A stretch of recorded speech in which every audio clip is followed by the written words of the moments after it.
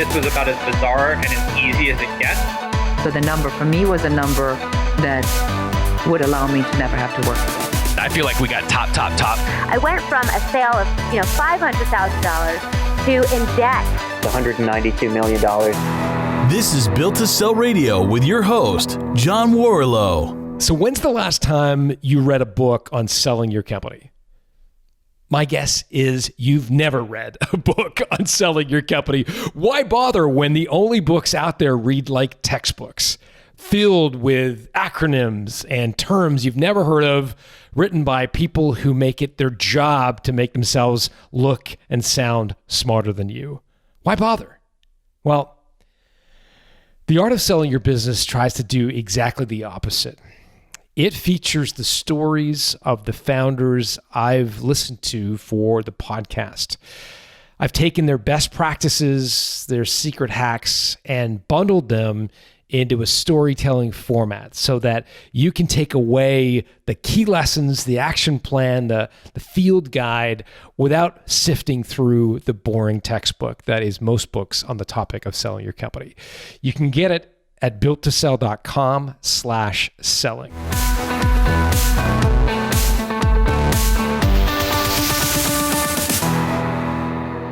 Welcome to Built to Sell Radio, the Intel edition. I love this edition because it's a chance, first of all, to interact with you live and answer your questions that you have coming in over the transom. It's also a chance for me to engage with my good friend, Dr. J. So Dr. Jerry Weisz is going to lead us through this discussion of four great guests that we had in the last month. And the objective is really to tease out what are the kind of common themes, what are the transferable lessons. So Jeremy, take it away. I'm excited. I always get excited with Built to Sell Intel, Jim, because we get to hear your advice. We get to hear you overlay your thoughts because you ask such good questions, but it's them talking most of the time. So we get to hear, your expertise overlaid on this. And if you're listening to this and you haven't heard of John Warrillow, he's the founder of Value Builder System, practice management software that helps business advisors automate their processes to win and keep the best clients. And they have several diagnostic tools, including the Value Builder Score, which is offered on by a global network of their certified value builder advisors. And those businesses that achieve so I encourage everyone, go fill it out, get your score, because the business that achieve a value builder score of 90 or greater are worth double the average performing business. And if you haven't seen his books, his best-selling book, Built to Sell, I've said it over and over again. I've listened to it, John, multiple times. I know other people have as well. So check that out. Learner, man. I am a slow learner. Yeah. Every time I listen to it, usually I get just something new. one pass through. Exactly. The automatic customer, creating a subscription business in any industry, and the art of selling your business, which is the winning strategies and secret hacks for exiting at the top. And so we have several amazing interviews from the past month. Jodie Cook, and we'll start with Jodie Cook. And she started a social media agency, JC Social Media, and over the 9 years, she built the business up to 16 employees. She decided to sell at the end of 2020 and thought that her company could be worth, 5 to 7 times EBITDA. And she first got an offer for 5 times and with approximately 20% of the proceeds tied up in a 3-year earnout. But she did not want an earnout. This was interesting. And you pointed this out, that it's very rare for a service-based business to just go, see ya later. So I would love to start with Jodie and hear about what you liked about her interview. Fantastic entrepreneur. What a wonderful kind of story. It started out very similar to the way I think a lot of small businesses start up, effectively selling her time. She had an expertise in social media, so she was really just sort of selling her time in the early days, but then clearly kind of ran out of hours in the day and wanted to build a company beyond just her. And she built this business. In the beginning, I think it was a little bit frenetic for her, but she early on started to document her processes. And I think that was the big aha for me in this interview. She went to such a crazy extent of really documenting her processes. And even still, she went to the market, and the first acquirer that she came to, they were like, yeah, we'll buy it. And as you said in your introduction, 20% in an earnout. And she's like, I'm not sure if you heard me right. I'm not doing an earnout. And again, for most marketing services companies, like that's a non-starter. They're going to have to do an earnout, right? The objective, I think, for marketing services, and even all kind of professional services, is to minimize the length and impact of the earnout. But almost everybody's going to have to do some form of earnout in a service company. But she was able to get out 2 weeks after selling. And I think I asked her sort of like, how did you do that? And she said it was the processes. It was having everything documented, me not being in the business really at all anymore. And so she was successful in making that case. You know, there's a couple things. And by the way, anyone has questions, the beauty of showing up live on the webinar, you can ask questions. And so I see some, we're going to take, after each interview, we're going to take a few questions. So just put them in the chat and we'll get to them. Got an interview question. Yeah. We're going to get to your question, Lisa, in a second. So John, I want to hear about, you know, you have these different drivers, you have subscription models, which you talk about in the different books. And what did you feel for this business was, you know, some drivers like strengths and weaknesses? For sure. So, I mean, Jodie had a great hub and spoke score. So hub and spoke is the dependency the company has on its owner. The higher the score means the business is less dependent on the owner. So in Jodie's case, she had structured it so that it was not dependent on her. Therefore, she got a high hub and spoke score. So things she did around that is she kind of merchandised her VPs and let them go on the media interviews. So when a radio station called up and said, "Hey, we'd like to talk to Jodie about, you know, how to use social media effectively," she's like, "Hey, love to do the interview, but my colleague Bob is the real go-to expert on that. So why don't you interview Bob?" So she set them up as experts. She brought in a general manager, someone to run the company day to day, and then of course she documented her standard operating procedures like to the nth degree. And so I think that was probably the area that she scored the highest would have been hub and spoke, and just all the things she did to make it not dependent on her. What about from a subscription model perspective? What was present or not present that you saw? Yeah, I didn't see as much in the area of recurring revenue. I mean, social media by its nature can often lend itself to a recurring revenue model because you have to keep active on your social platform. So oftentimes clients will sign up for a regular sort of monthly bill if you're going to manage a certain set of platforms. Going back to last month, we interviewed Dave and Cary Moretti, and they actually nailed this, right? They created their token or their content system. I can't remember exactly the term they used, but effectively they sold tokens instead of time. And the tokens were good for a tweet or a blog post, 10 tokens for a blog post, 100 tokens for a video. And they got completely out of selling time because they put their subscription to these tokens on annual plans. So I think they really nailed it here. In Jodie's case, I think she had some recurring revenue, but maybe following what Dave and Cary did around the tokens would have been a cool idea for her to explore. So I want to take some questions here. Lisa, I'm going to get to your question in a second. There's another question is, you asked something during the interview, which I thought was interesting, John, and this person asked a question on that, which is, how do you systemize everything and then not feel empty? So what's some of the next roles that you've seen founders take on that move their company forward? Because you asked this to her, now that you systemize everything, do you feel like you don't have the same purpose or that you're not meddling in other things?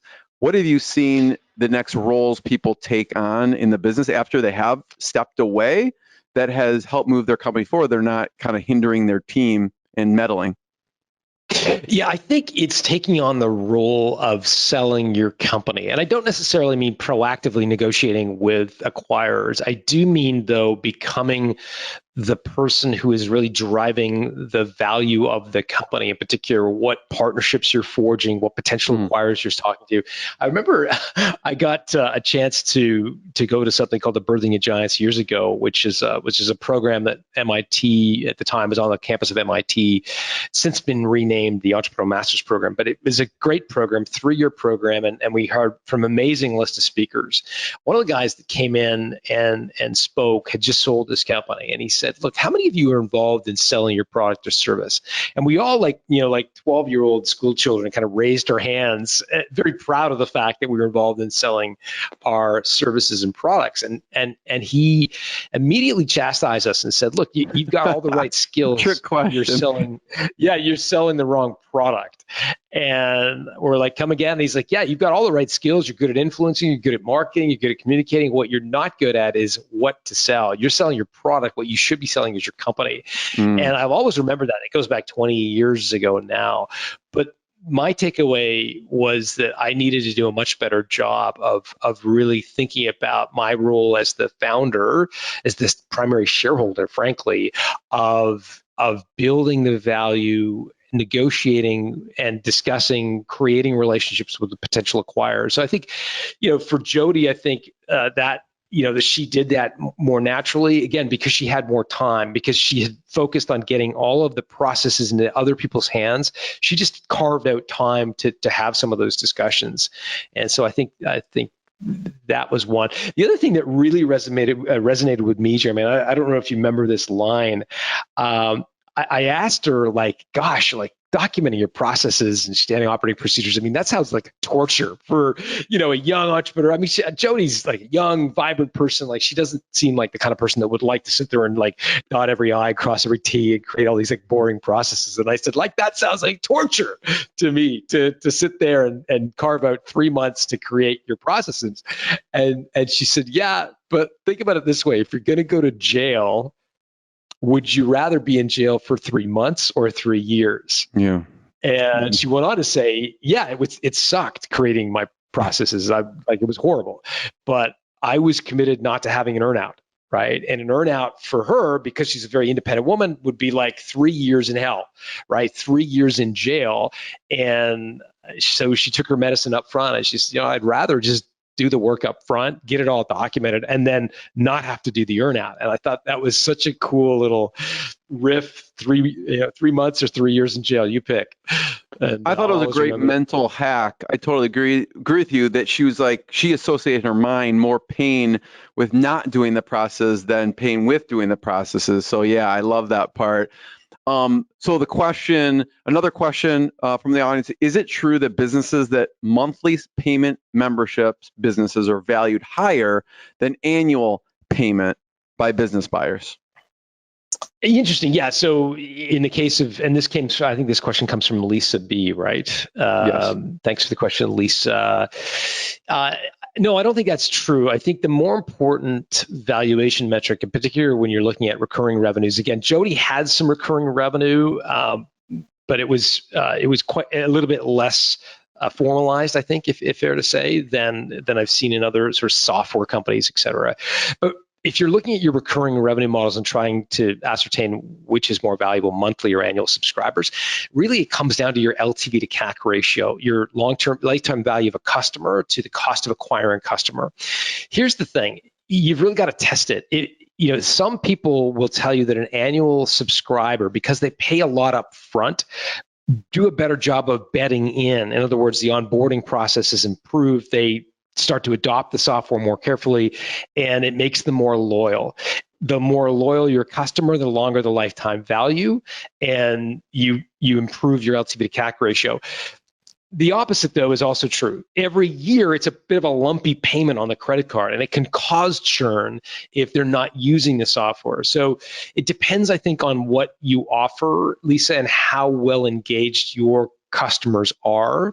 I would test both and look at the lifetime value and its relationship to CAC. Of course, if you're going to charge annually up front, it's likely going to increase your CAC, right? Because people now have to make a much bigger decision, right? Because they're paying 12 months in advance. They're going to take a longer time to decide that. So it's natural that an annual subscription would have a higher CAC, but it may also come with a much longer lifetime value. So I think the answer is to test both cohorts, Lisa, and optimize for LTV to CAC.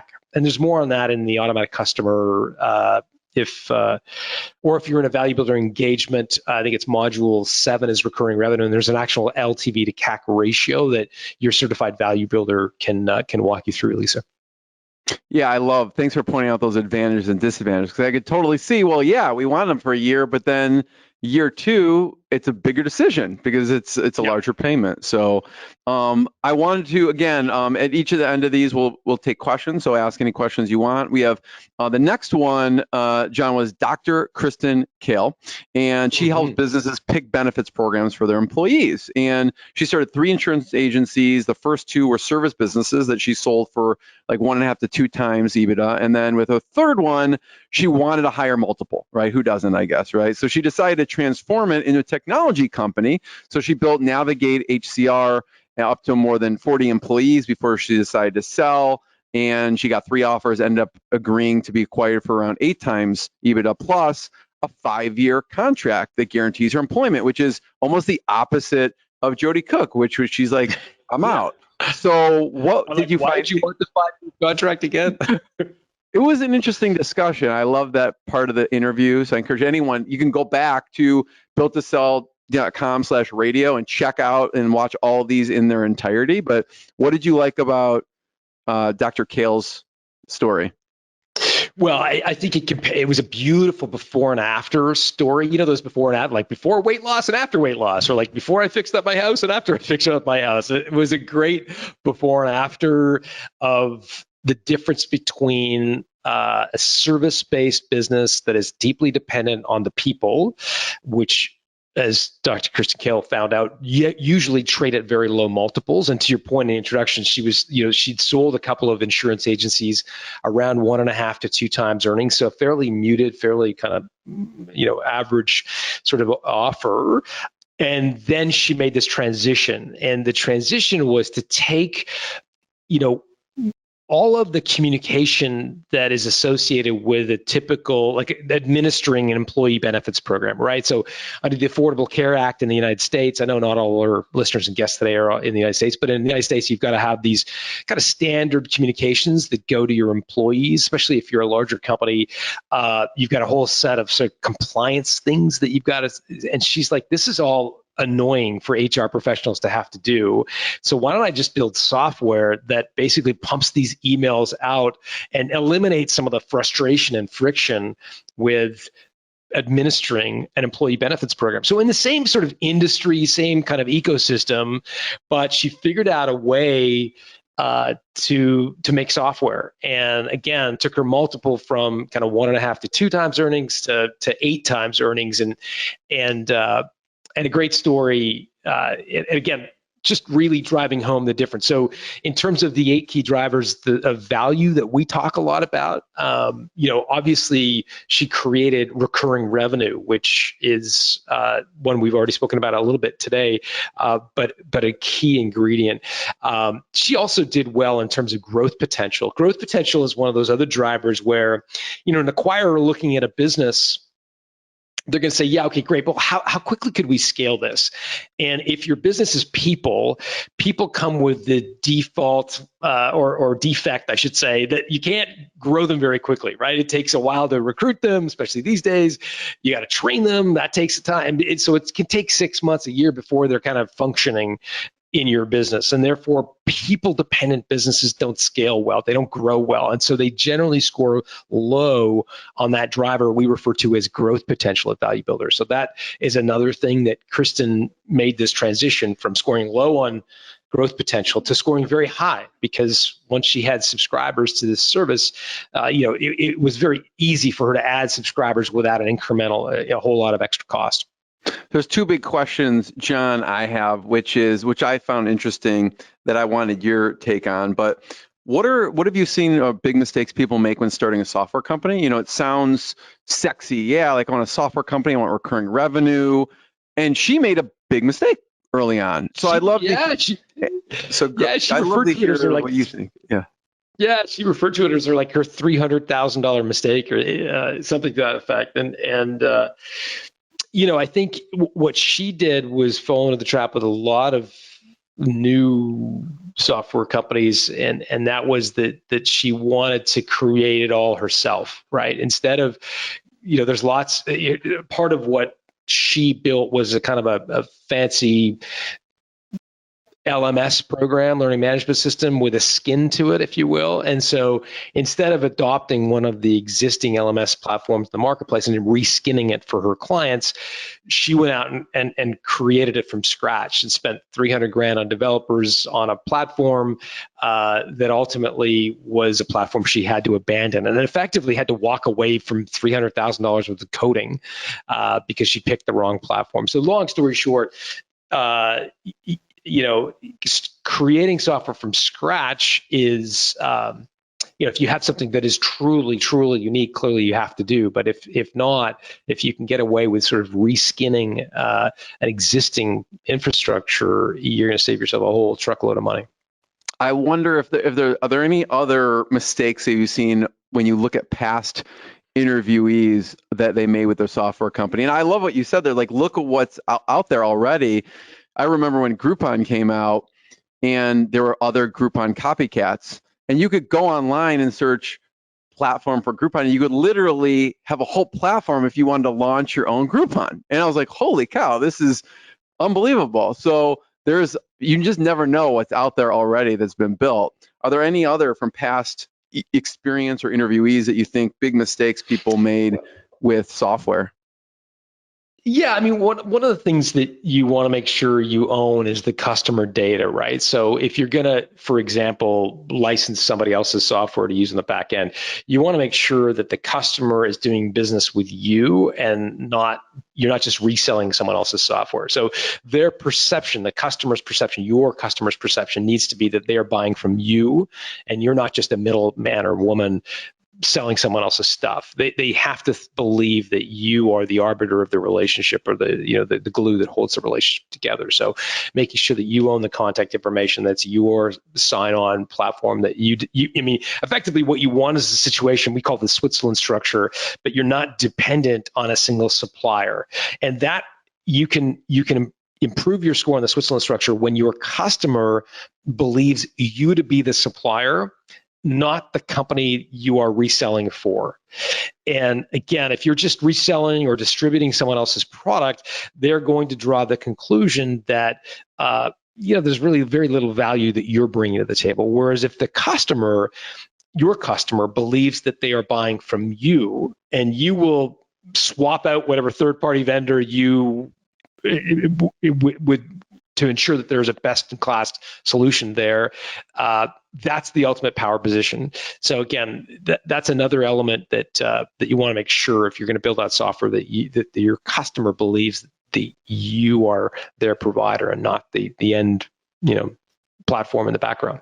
I love, John, too, which is, there was another part of this interview that I was looking forward to you sharing, which is red flags to look out for when you are vetting potential acquirers. There was a red flag that I thought was interesting that she had for a potential acquirer when they were asking for less information. So what do you find red flags for potential acquirers? Because she had looked at maybe, 10 different sites, and they wanted information from her, and she's like, the ones that wanted less information from her, because I thought she was going to answer the opposite, because you asked, you're busy, you don't have time, did you just fill out the ones? She's like, no, I actually eliminated the ones that were less information. So I'd love to speak just about that, but then what you find that other people should look at with red flags when you're dealing with acquirers. Yeah, I think now I'm reminded of that portion of the interview. Yeah, I think she discounted the people who had fairly superficial diligence requests, because she's like, how serious can you be in this company if you're asking such superficial questions? And I think there's something to that. Look, there's a growing group of acquirers, a lot of private equity groups, and there's just a whole sort of army of, I don't want to say shady characters, but they are preying on the naivete of business owners right now. And basically their pitch is, look, we'll buy your company and we don't actually really need to know a lot about it. And it's kind of like the old credit card guys who are like, hey, you're pre-approved for $10,000 loan. And you're like, how can you pre-approve me? I'm in college. I have no income. And it's similar. There's a catch. these actors are saying, yeah, we're going to buy your business. When you get underneath the sheets of the offer, it's like, we're going to buy 60% of your company, and we're going to use an SBA loan to do that. And oh, by the way, you're going to have to carry a note for the other 40%, meaning you're going to have to guarantee that, or you're going to have to actually keep your equity in the game and roll it in the future. And when you learn who's making this offer, you realize they're actually not putting any or very little equity into the deal. They're, again, they're borrowing the money for the piece and then borrowing more from you. And they're just really kind of financial engineers. And because you're having to put so much of your wealth or your stake at stake, there's very little sort of downside for them, and they know you're sort of tied to the business long term. So look, I don't mean to cast disparaging comments around the entire private equity community, because I know there are good actors in there as well, but there is this sort of rising group of folks who are a little more than financial engineers, manipulating numbers on a spreadsheet, and happen to be good at borrowing money from banks, and happen to be good at sort of the mechanics of buying a company, not necessarily the operating of a company. And I think those folks tend to, you have to be careful with folks making those sorts of offers. And so I think in the case of Dr. Kahle, she kind of sniffed those out, and if they weren't really asking deep, penetrating questions about her business, it's kind of a turnoff for her. John, a question from the audience. This question is: how do you recommend people tell their team that they're selling, or do you tell them at all? And I don't know if this stems from when she had to have a hard conversation with one of her team members after the sale, and let that team member go, but. The question is, how do you recommend people tell their team while they're selling, or if at all?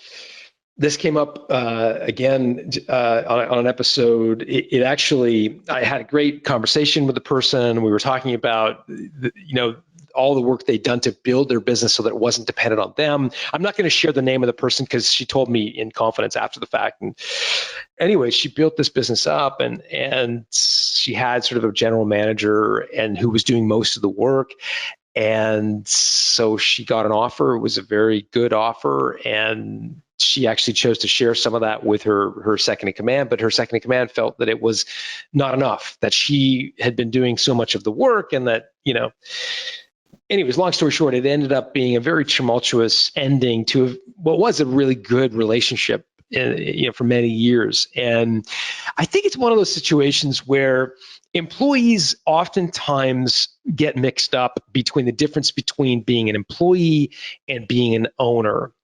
And an owner, and I think it's important for owners to remember this as well, the owner wears most of the time two hats, right? They're wearing their hat as an owner of the business, the shareholder of the business, and they need to make decisions in that context. But in many cases, they're also playing the role of CEO of a company, right? And again, I know we think of those as the same most of the time for small, medium-sized businesses, but actually those are two different roles with two different responsibilities, right? So your responsibility as a shareholder is to maximize the value of that shareholding, right? And your responsibility as the CEO may be to operate the business, to grow its revenue, to grow its profit, et cetera, serve customers, et cetera. And while those two things are related, they're not always identical. And so I think Dr. Kahle ran into some of the same situation when she went to exit, that perhaps there was a little bit of confusion around, like, what's my role as the founder, as a shareholder, and then how is that different than the operator, president, whatever, of the company. We'll get to, thank you for that. We'll get to talking about Kerry Moretti, but another question is what is your take when a buyer sends an LOI without having a conversation with the seller? How do you deal with that? Run far away, fast. Look, I think there's a difference between an LOI and an indication of interest versus a letter of intent. An IOI, indication of interest, is a much less formal document, right? And I think it's reasonable that you might receive an IOI without necessarily meeting with the acquirer. So an IOI would be like 2 pages, 1 page, 2 pages, and they would, at a fairly high superficial level say, look, I think what you're doing is amazing. I think our companies could fit really well together. We bought companies like yours in the past, and we generally buy them for X to Y multiple. We would love you to stay on and help us, achieve great things together. Let me know if you're interested.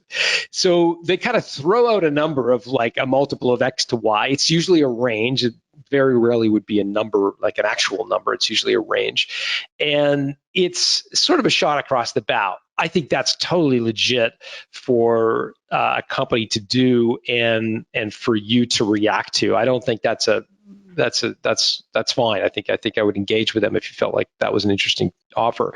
If someone's actually selling you a formal letter of intent, which would be different, it would have usually a specific price associated with the acquisition offer. There would be terms on how, what currency, whether stock or share, cash, earnout, contingency, like all that, like escrow, like it would be a much more formal document. Also, usually would include a schedule for due diligence, not always, but oftentimes. So like it looks very different than an IOI. It's usually multiple pages long. It's much more formal. If you're getting one of those without ever having met an acquirer, like again, I would be very concerned that that's a PE company just trolling for deals. So next interview, go ahead. Jeremy, before we go on to the next interview, I just want to punctuate that point. If it is a private equity company just trolling for deals in your industry, that's fine. Know that there's probably 10 other private equity companies trolling for deals in your industry as well. And what you should do is create competitive tension. You should go to all of the private equity companies that are looking to buy businesses in your industry and play one off the other. Don't get lured into signing an LOI with one PE company that's just basically trolling for deal flow. It's you're going to find yourself in a corner. I want to talk about Kerry Moretti, and there's put your questions in the chat. I know there's a few. We'll cover it right at the end of John's thoughts on Cary Moretti, so keep putting them in there. I see them. So Cary Moretti, this was interesting, John, because almost opposite of Dr. Kahle. She's like, I have a 5-year plan. I want to sell in 5 years. You're like, why 5 years? She's like, I don't know. I just want to sell in 5 years. Now, Cary is almost the opposite. He was not even thinking of selling. And what's interesting about him is even as people approached him, he didn't realize that's what they were approaching him about, right? He's like, it was almost like a guy, a girl sending signals, and you just totally are missing this thing. Oh, she likes me? Oh, okay. So Cary Moretti, for anyone who didn't listen, is the founder of New Sport Media and is an IT consulting company that does work with sports leagues. And along the way, he created a software application called LeagueStat, and like a true Canadian, was all about the hockey. So the app helped hockey leagues like the I'm stereotyping, John, for a second. No, you're fine. The AHL and CHL provides fans, journalists, parents, scouts with real-time statistics on their favorite teams. It grew to 27 employees. He was a bit conflicted because he had a professional side of the business, which required a different model than the software app that he built. But he knew that if LeagueStat were to reach its potential, he would need more of a investor to help run that business, invest in that business. So he carved out LeagueStat out of New Sport Media. So I would love to hear about some of the things you liked about Cary's story. Well, first of all, it's just his gumption and his entrepreneurial, up by the bootstraps mentality. I mean, he is in his own admission, he's not an MBA. He didn't have a business plan. I mean, he was building websites, on an hourly basis, and noticed that some of the schools and some of the teams that he was working with had this kind of need for updating their fans with their stats. And he's like, well, we could do that, and we could probably even do it in real time. And I mean, it was just, again, I loved his just unadulterated entrepreneurship and his sort of raw grit, and loved that. I think one of the things, the big lessons for me, and when it comes to the sort of 8 drivers, is, when an acquirer looks at a business, they don't want a hodgepodge kind of Neapolitan business where you as the owner want to be, paid for your entire business, but they may only want a portion of your business. It's like, I use this analogy from time to time about buying cable TV, right? Like we've just come through a point where, you were getting charged like $100, $150, $200 a month for like 300 channels you never watch, right? Like, I don't know about you, but maybe ESPN, like, but that's like kind of it, and I'm getting charged all this. That's why I switched to YouTube TV, because his last. Well, that's right. But yeah, exactly, yeah. And you're not alone. A lot of consumers of television have said, "Well, screw this. I want Disney, I want Netflix, I want Crave, whatever. I don't need cable." I mean, that's what consumers acquiring television services are doing in droves, right? In the same way, acquirers do the same thing, right? They're like, okay, if this business does all kinds of things, in the case of Cary Moretti, he offered this nice little app called LeagueStat, which allowed you to measure, a report for your fans, the outcome of games. And then he had all these employees also running this professional services division of what he did, managing people's websites and website hosting and so forth. And I think at one time he had 27 employees, 6 of which were focused on LeagueStat, 21 of which were focused on the professional services. And so, it's an example of being sort of half pregnant in the sense that, LeagueStat is a software application. It's got subscribers. It's got recurring revenue. It's got growth potential. Like it ticks all the value builder boxes, right? And then you've got this other kind of appendage where there's 20 people. It's kludgy. Every client is different. There's no way to grow. Like, you got to hire people when he's like, and so when the acquirer, I could just see you as a surgeon, John, coming in just slicing off the appendage. like, scalpel, please. Well, that's exactly what the acquirer did, right? And they just kind of drew it, like they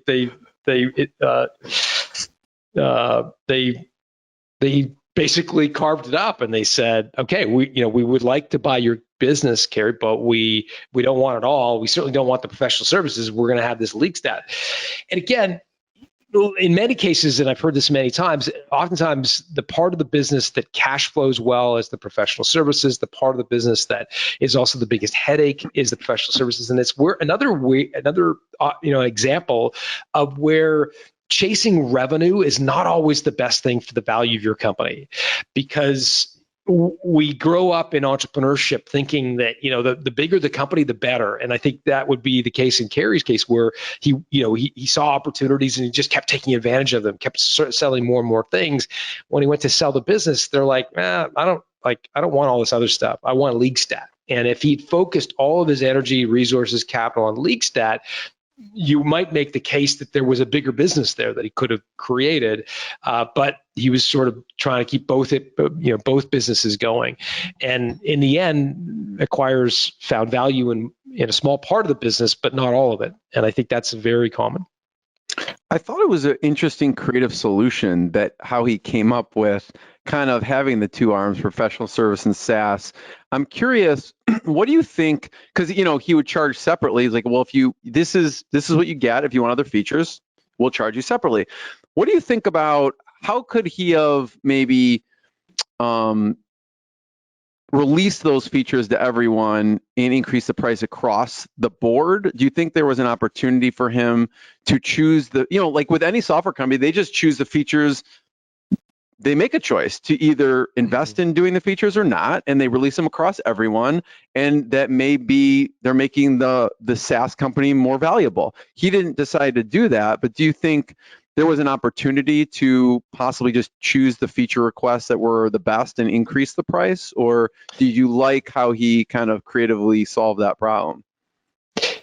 Yeah, I think I might take it up a level in terms of thinking about, answer to your question and answer it by saying, there are some business owners who subscribe to the ethos that the customer is always right, that you've got to constantly be listening to your customer, evolving your solution based on customer needs. And I think if I can characterize those individuals as maybe reactive business owners, they're kind of bootstrappy business owners. They're kind of forging their way in the dark, the fog of war, and they're hearing and reacting.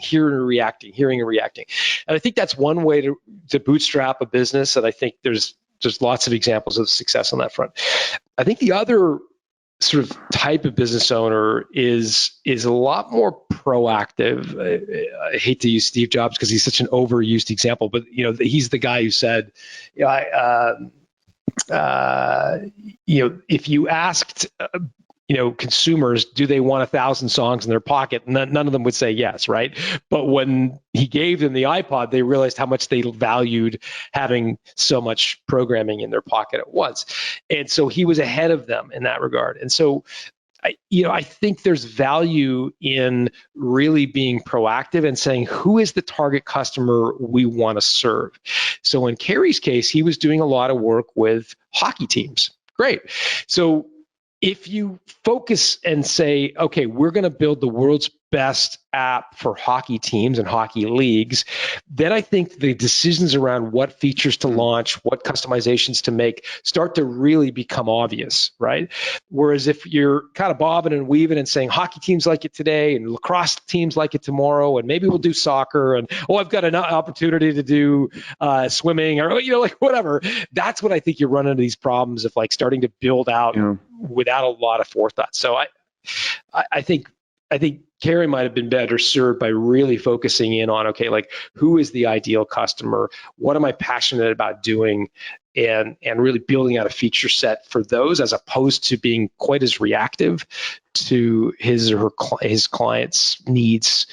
And again, that's kind of the opposite advice a lot of business owners get, right? Which is like, hey, you got to listen to your customers and react to your customers and focus on customer retention. Yes, it's a balance. It's a balance. You have to lead them.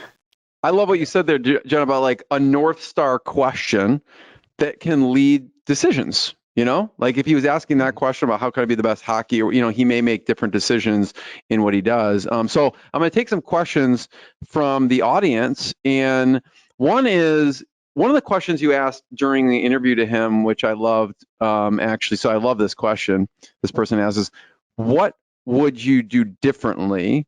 So the question is, what are some of the most common things you have found that people would do differently after the fact when they look back on the deal? I think one of the most common things I hear is, I wish I'd taken more time. In the case of Cary, I think he might answer the same way. He sold LeagueStat, but didn't sell the other part of his business, so kind of jumped from the frying pan into the fire, so to speak. So went right back to, he had this amazing event, and rather than punctuating it with a big trip or buying something to commemorate it, he just kind of went back the next day and started another company.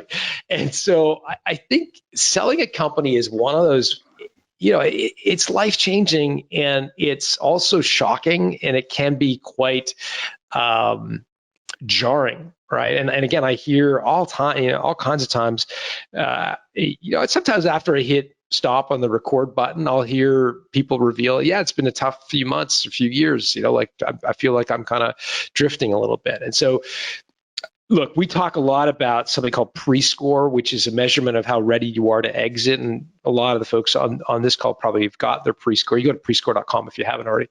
But it basically measures your personal readiness to exit your company.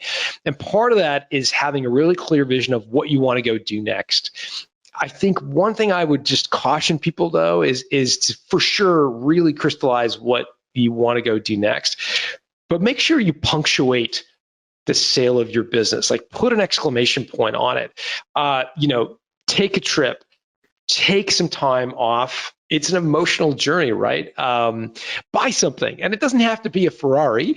I heard a woman I interviewed recently. She bought herself a Rolex watch. It was one that for her, it had all kinds of meaning to it, right? And you can say, well, why do you want to buy $10,000 watch? That's crazy, pissing away your money. For her, it wasn't. It was a physical, tangible memory of this huge achievement in her life, right? And again, I'm not advocating you go spend a bunch of money on something you don't need, but I think there is some magic in having, first of all, a period of punctuate the success, some sort of trophy or commemorative item that you can touch and feel and remember, and then some things that you're excited to go do next once you've had a period to sort of decompress. That's great. Next question. That makes me think, like, what trophy, if people are out there listening, what trophy do you want? Maybe you proactively think of, well, when I sell, this is the trophy I'm going to get myself, The number one trophy I hear on Built Sell Radio is a Tesla. It's really? Almost, it's so funny. It's like, oh yeah, I bought a kind of fancy car. I'm like, well, what'd you buy? Like almost always it's a Tesla. Yeah. The next question, John, was how best to include a second in command who's basically running the company when a sale and liquidity event occurs? Yeah, I mean, depends on how you've got it structured so far. So if you've given him or your second in command options, stock options, then they will presumably benefit from the sale. If they're in the money and the stock has gone up, or the value of the company has gone up since they were issued. That's one. I think if you have not yet created stock options, I don't think you have to go to that extent, because stock options it's an expensive, it can be time consuming, and can just be overly complex. Another way to do it is just simply do a stay bonus for that individual. So look, we decided to sell the company, and you're an integral part to the success of the transition. So, we're going to give you. I'll pull a number right out of the thin air. We're going to give you $1 million, and we're going to pay that in 3 installments. So you'll get $300,000 when deal closes, another 3 and change 1 year after the closes, provided you still are working, and then another 300 5 years later. So you're compensating them for bringing you to the dance, but you're also leaving enough on the table that they have some incentive to stay and help you through the transition. I think, be careful giving too much up front, because of course, for some people, if you give them $10,000 at the close of the business, that's like more money than they've had in ages, and they'll leave or their motivation may drop. So I would just try to back end load as much as you can. Have the conversation around the roles. But look, I think no matter what you do, there will be some resentment. I think, in the case of the resentment I referenced earlier, like this woman had, gone without a salary during the lean years around the global financial crisis. There were periods of really, difficult times where she invested in the business. The 2IC never saw any of that, right? And the 2IC certainly didn't remember any of that when it came to like, what's my take? But people forget that like it takes an enormous sacrifice to start a business. There is a lot of groveling for customers. There's a lot of sacrifice. And so when it's going well and you're making money and you've got enough money to bring in a second in command, it can be easy for that person, your second in command, to forget or not even be aware of the deep struggles and sacrifices you've made. So I would expect it, frankly, a little bit of resentment. And if you get away without it, great. But putting tranches of stay bonuses in place over time periods can help. Love that. Thanks, John. That's super valuable. I'm sure that question comes up a lot. The next interview, Nick Huber. Nick Huber was a track star at Cornell. He got a call from a parent that obviously propelled him to the business, and a student needed to store their stuff over the summer. He was, basically Huber was offered money to pick up this person's stuff, keep it until the fall. He realized there is a need for this. There are students out there. So Storage Squad was born, and his partner, Dan Hagberg, they built it into 30 locations, more than $2 million in sales. They decided to sell for a low 7 figures while avoiding an earnout. And so I'd love to hear some of what you liked about Nick's story. So much to like here. And by the way, if you don't follow Nick on Twitter, he's a prolific Twitter user. So his handle is Sweaty Startup, I think. Nick Huber, Sweaty Startup, something. I think his Sweaty Startup will get you there. But a great follow. So lots to like about Nick's story. Again, very up by the bootstraps. To your point, Jeremy, like, someone asked him to store some stuff and he had the entrepreneurial gumption to say, hey, there's a business idea here, and built it up to 30 different locations. I think one of the big takeaways for me, and I think Nick as well, and he admitted as much on the episode and described it with great transparency, that is that in the early days, he thought everybody was like him. Right. And I think this is one of the biggest mistakes we make as young entrepreneurs. I made as a young entrepreneur in the old days, and I still see new entrepreneurs making today. And that is thinking that employees are just like you. Right. So if you're an entrepreneur, you probably are willing to take risk. You're probably okay with ambiguity. You probably don't mind some uncertainty, and you want to be rewarded directly for the contribution you make. So you're okay deferring a bit of reward up front for a larger reward down the road. Those are all very kind of hallmark sort of traits of entrepreneurs. And they're not the same traits that most employees have. And what Nick was doing in the early days was he was going onto different campuses and saying, hey, we got this cool thing called Storage Squad. You can make some money, and here's all this entrepreneurial ways you can run the company. And so he was asking his drivers, the people that were storing the stuff, to win new business and schedule shipments and like wash the truck, like do all the stuff that he would do as an owner, as a founder, right? As a up by the bootstraps kind of entrepreneurial guy. And what he realized is that most employees, they want a paycheck. You know what I mean? And they want to be told, like, these are the 3 things that you do, and if you do those things, I'm going to pay you $10 an hour. Like, that's what most college kids and students, that's how much they can handle, right? And so what he did was, I think in the early days, he trained these drivers up, and they had like a 25 things they needed to do every day, like a checklist of 25 things. And Nick eventually basically scrubbed all that off their list, right? He hired a call center person to do the scheduling. He hired somebody else to manage the inventory of the fleet. And he hired head office people. And then he said to his drivers, these kids he was getting from university, look, there are 4 things you need to do. And I've actually put them on the back of this iPad. So you're not going to forget the 4 things, like pick up the customer's sofas and, like take it to the storage locker, call this number when you're done. Like, I mean, I'm dumbing it down way more than it was about accurate. That's about accurate. You're not even dumbing it down. It was about that. It was take the stuff, put it away safely, and yeah, exactly.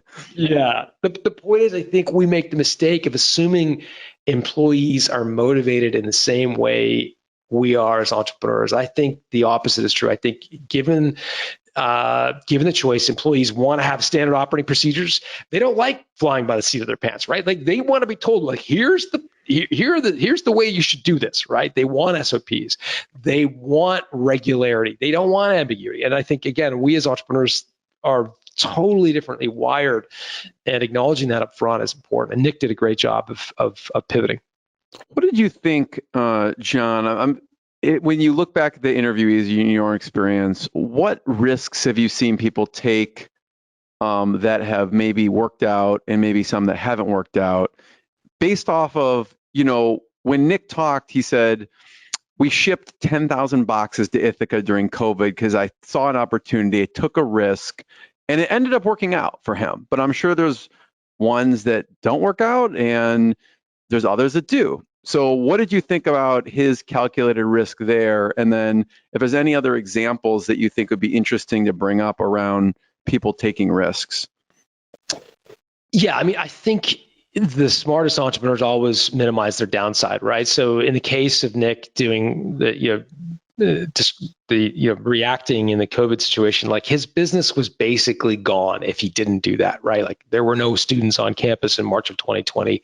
There was, there was nothing for him to do. And so he took a bold move, but had he not done that, I think, there wasn't a lot of downside risk. And I think, those famous examples of Richard Branson when he started Virgin, he didn't buy the plane, he leased the plane and he had the rights to give it back after 3 months. I mean, that's an old example, but it's an example where even Richard Branson, one of the most prolific entrepreneurs of all time, he's not taking bold, high-risk decisions. He's minimizing his downside. He's carefully, curating the risk and ensuring that if he takes it, his downside is limited. I mean, even stuff like, if you're going to build out a product, like make sure that your company could use the product, because if you can't, worst case scenario, yeah.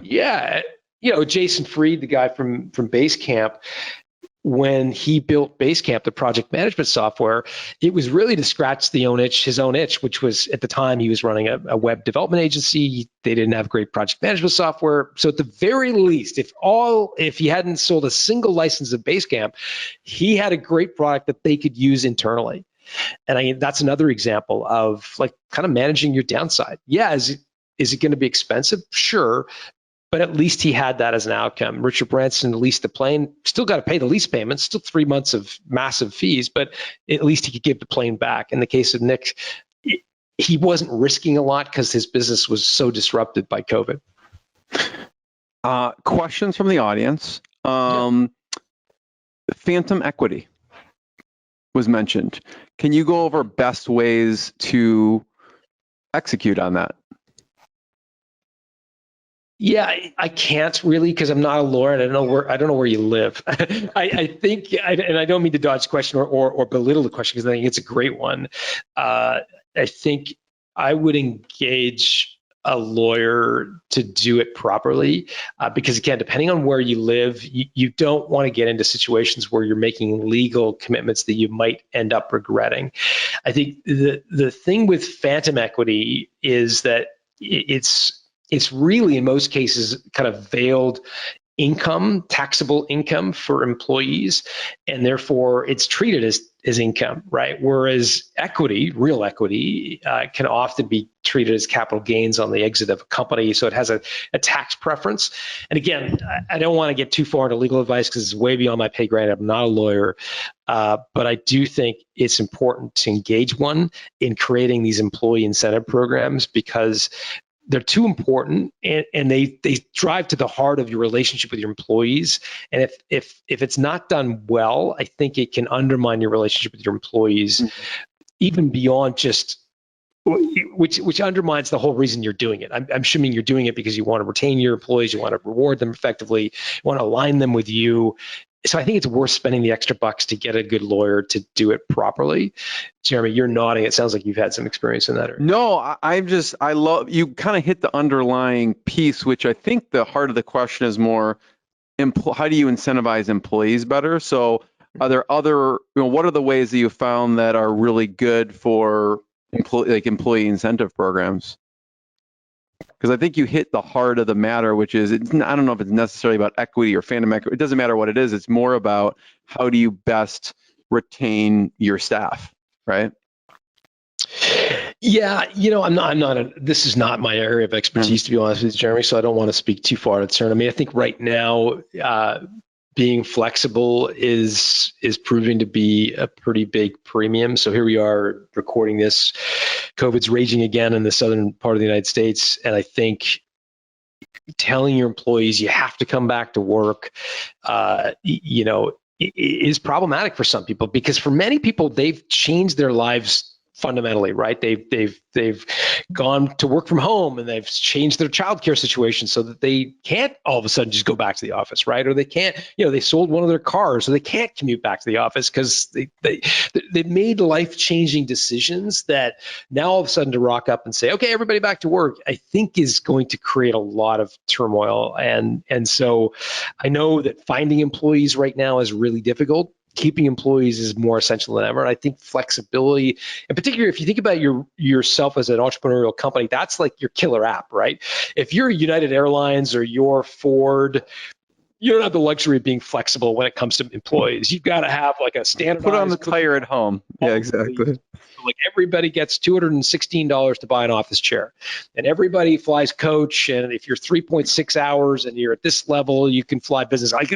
All these friggin' rules are there because you've got 60,000 employees, right? Whereas if you've got 12 employees, you have the luxury of being a little bit more flexible. Hey, I know your childcare situation is different, so you can work from home. I'd rather these people over here, because they're young and single, don't work from home. And like, you can be that flexible person. And I think as long as you can get away with that, in particular these days, I think that's going to serve you well.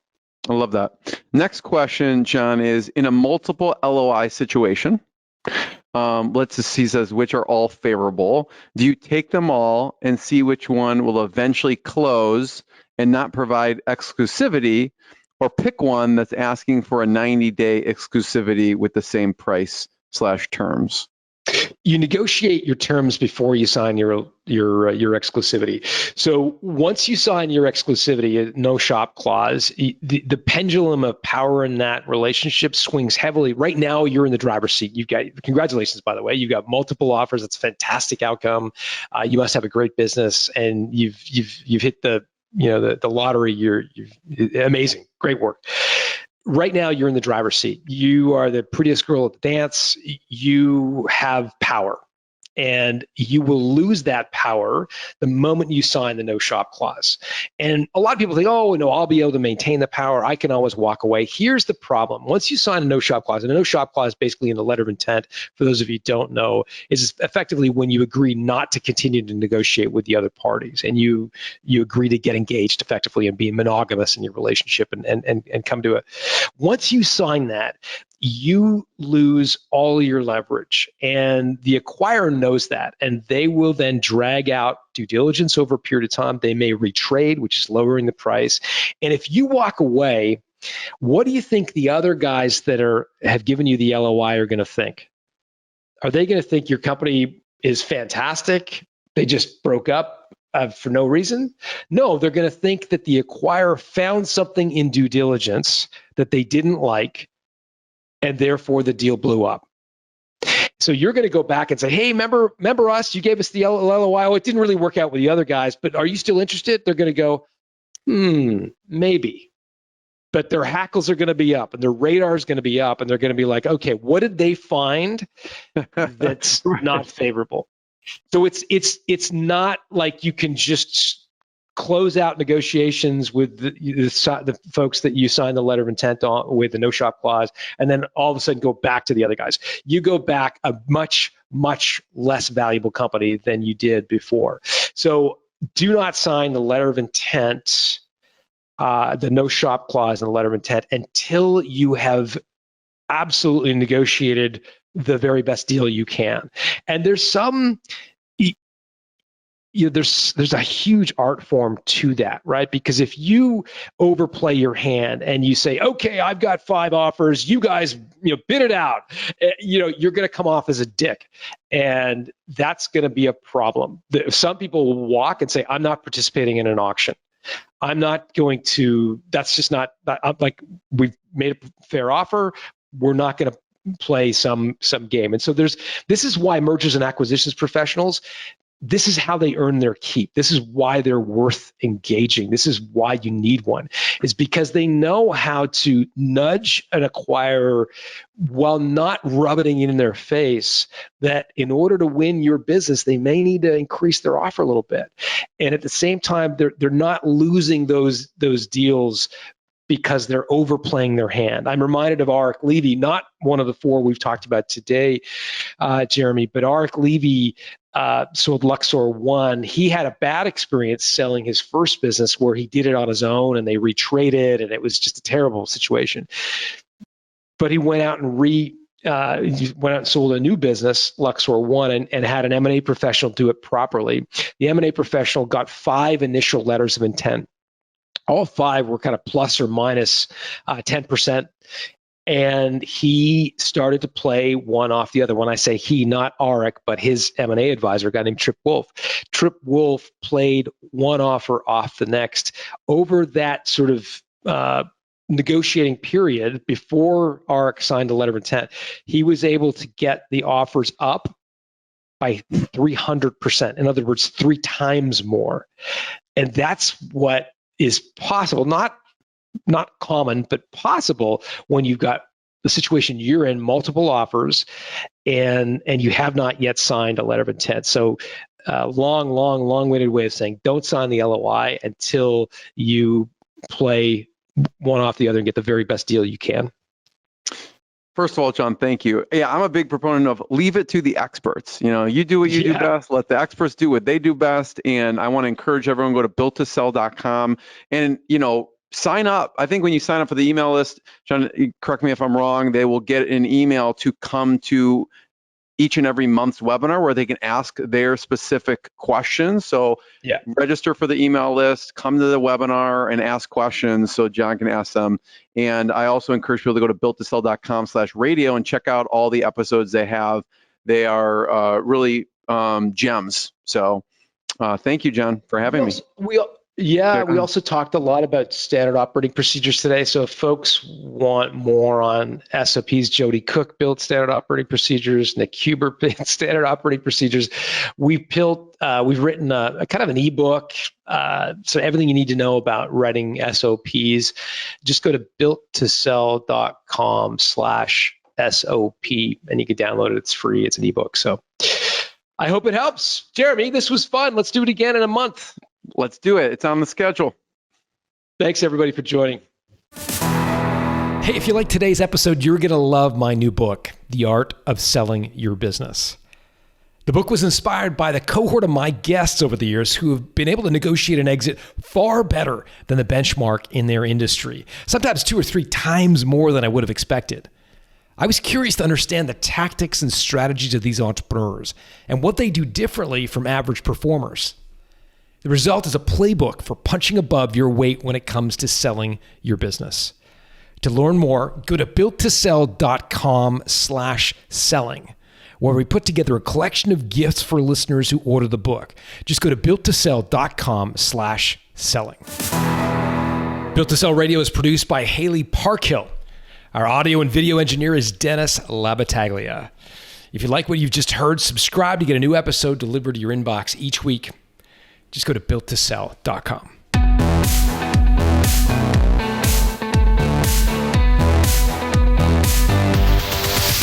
Thanks for listening to Built to Sell Radio with John Warrillow. For complete show notes with links to additional resources, visit builttosell.com/blog. John is the founder of the Value Builder System. To find out how to improve the value of your business by 71%, visit valuebuildersystem.com. John is also the author of Built to Sell, Creating a Business That Can Thrive Without You, and The Automatic Customer, Creating a Subscription Business in Any Industry.